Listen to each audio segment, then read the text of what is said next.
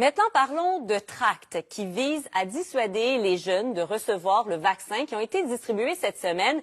Et Véronique, les dépliants étaient remis devant les écoles secondaires. Vous vous trouvez d'ailleurs devant une de ces écoles.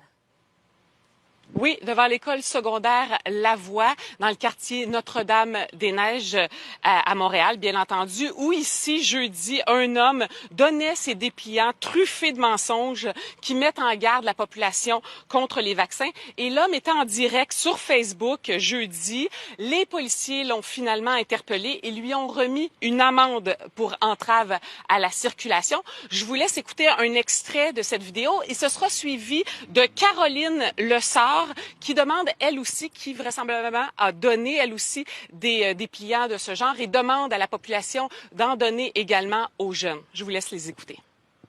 Ne prenez pas le vaccin COVID-19. Regardez, je suis brutalisé par des forces policières. Ne prenez pas. Calme avec vous. On va avoir besoin de votre aide.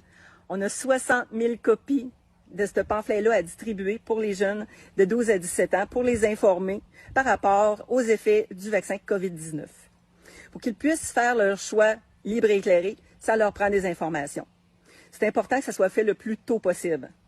Fait que j'ai besoin de bénévoles pour nous assister à faire la distribution. Et dans le dépliant, on peut notamment y lire qu'on peut décéder suite au vaccin contre la COVID-19 et que beaucoup d'Américains, des milliers d'Américains sont morts après avoir reçu le vaccin. Je vous laisse là-dessus entendre ce qu'avait à dire le docteur François Marquis. Je pense en fait que c'est quelque chose qui est extrêmement déplorable d'utiliser des données complètement sorties hors contexte pour créer de la peur. C'est toute la question de jusqu'où on peut pousser. Et là, on est allé jusque sur les terrains des écoles ou autour des écoles. Et on sait que pour beaucoup d'autres interventions, on a toujours essayé de garder ça à l'extérieur des écoles.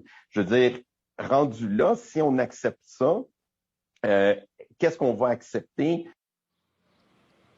Et Marianne, je vous rappelle qu'à partir de 14 ans, une personne peut décider si elle veut ou pas être vaccinée. Merci Véronique.